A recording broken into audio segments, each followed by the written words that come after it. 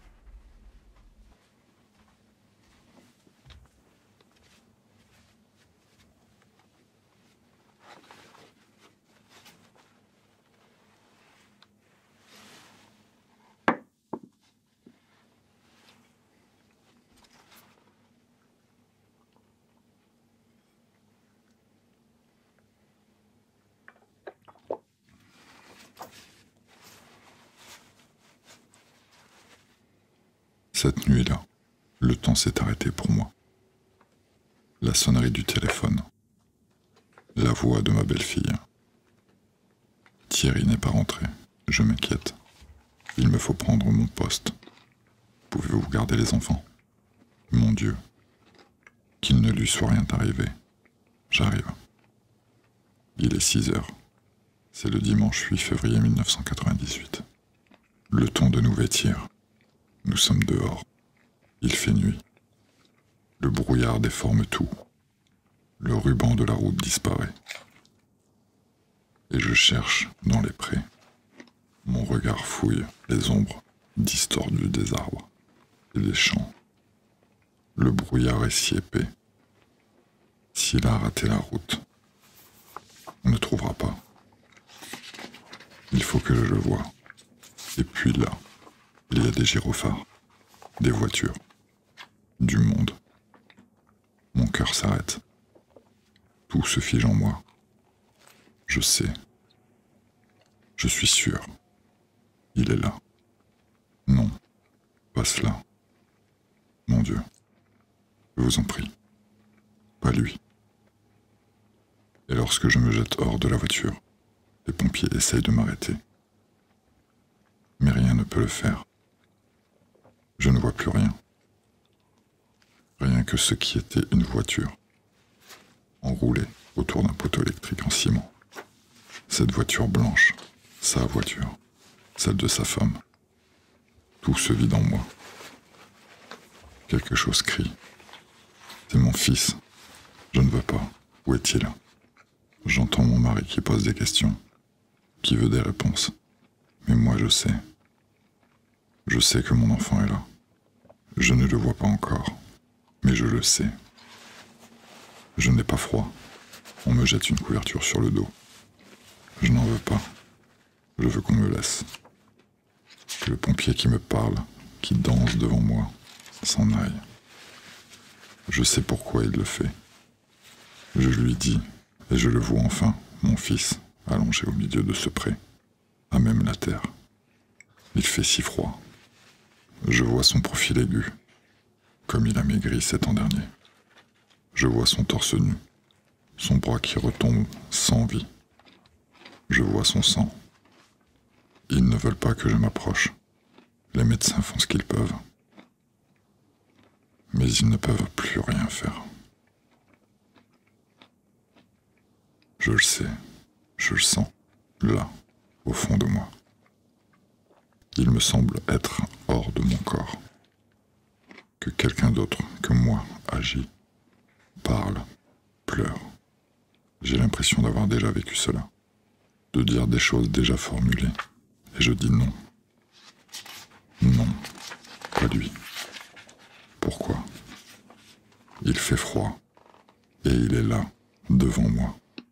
Je ne peux rien. Je me sens si impuissante.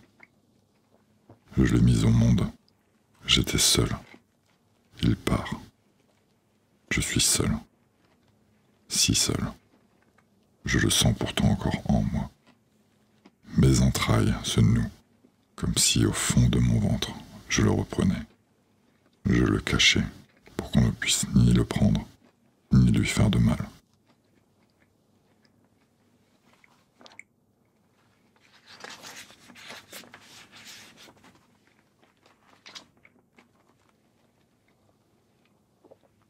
L'aube se lève. Pure et sereine, le temps est passé. Il n'y a plus d'été. Mais le ciel défloré, dans ses lourds sanglots, lave la haine. Et les écheveaux du passé enchaînent les passions d'un lien sacré au Dieu de pitié.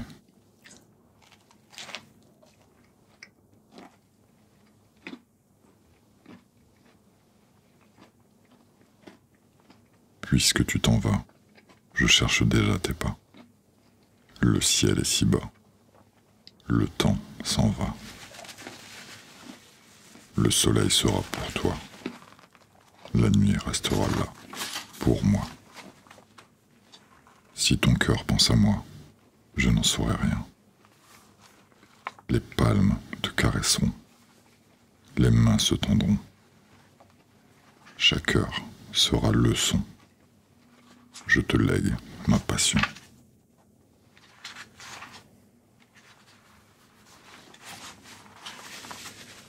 Puisque je sens ta présence, comme un voile sans substance, l'ombre ne sera plus jamais noire, même au fond de mon désespoir. Tu seras mon guide vers la ligne d'horizon. Un jour, je franchirai les nuages, mais en entendant ton message, je te promets d'être sage et de garder la raison.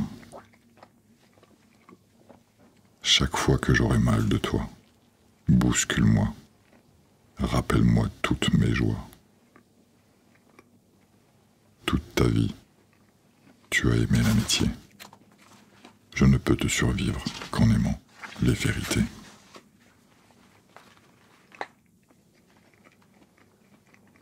Je reste là. Marche avec moi. C'est ton chemin. Ouvre la voie.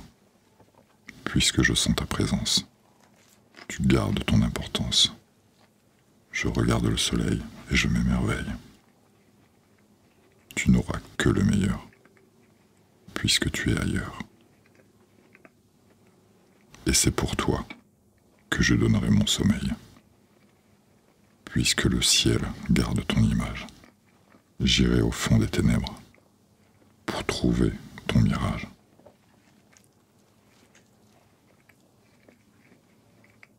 Je boirai les larmes de fiel des lacs salés sous la neige.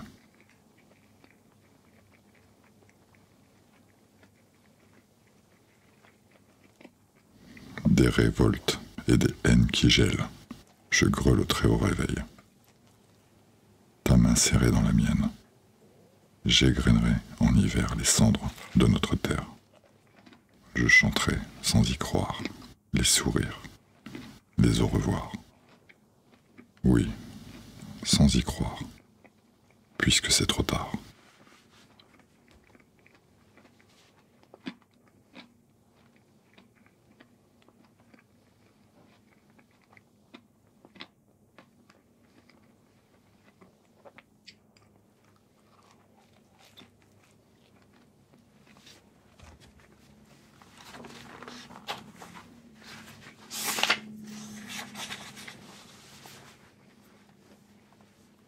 La chambre est vide.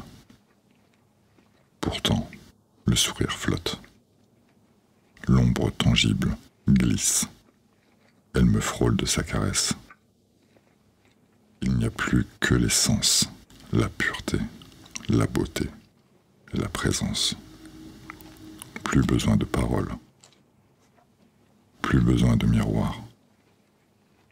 Les yeux fermés sont ouverts pour voir seul le cœur qui bat sans erreur. Ton cœur contre mon cœur, sur mes lèvres, nos pleurs et les rides de mon désespoir.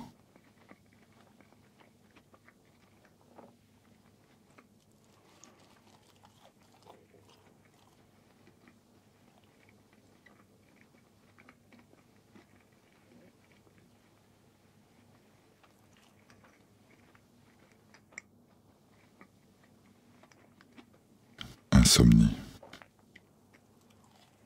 C'est folie de vouloir être lorsque l'être ne veut plus être. Le ciel est tombé dans l'horreur, et chaque heure qui demeure me dit que je meurs. Cette ombre debout à mes côtés, alors que je crois rêver, bon ou mauvais. Je la vois se pencher, m'éteindre, m'enlacer, ligoter sans défense, contre ce non-sens, et je crie, j'appelle, et pourtant je la cherche. Qui est-elle? Il faut que j'efface. L'hydre que je me terrasse. Comment combler cette place? Je dois lui rendre sa place, et c'est moi que j'efface. En suivant ses traces, le vase se casse.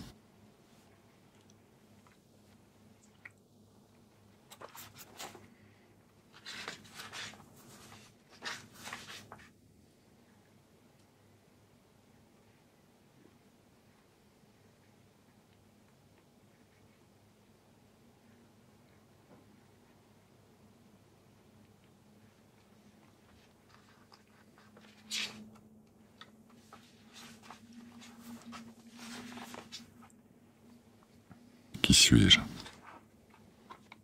Mon moi me pourchasse. Je veux être et me noyer dans un être qui joue à cache-cache sans cesse. L'enfer est sur terre. Qui ose me dire le contraire?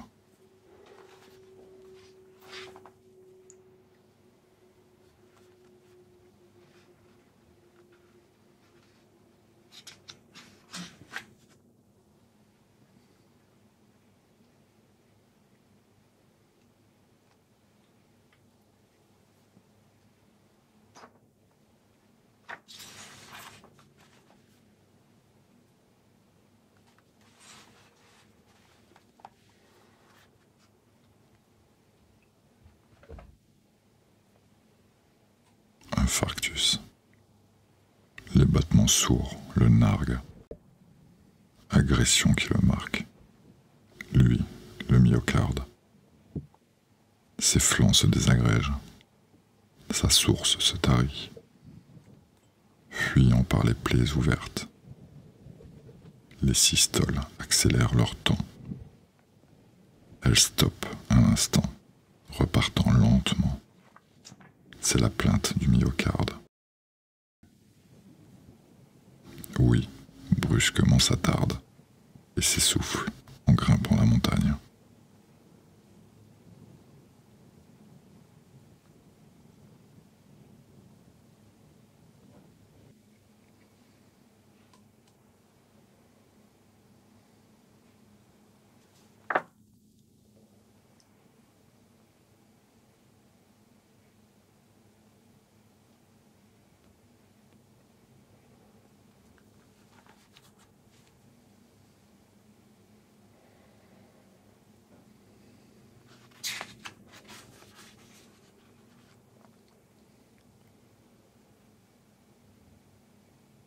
Le passage.